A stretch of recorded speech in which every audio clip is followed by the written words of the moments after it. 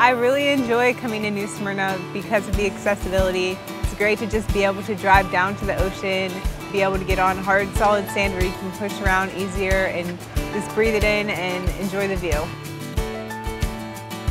Usually when I come to the beach, it is me and my mom, and we just kind of enjoy sitting out in the sun, maybe reading a book. I like to write a lot, so I usually go on my phone and maybe I'll write a little bit. And every once in a while, maybe a friend will come and we can hit a volleyball around or just play little beach games.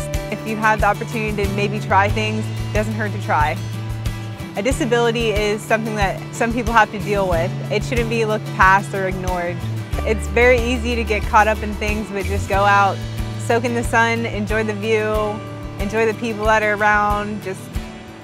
It's great to just be out and about.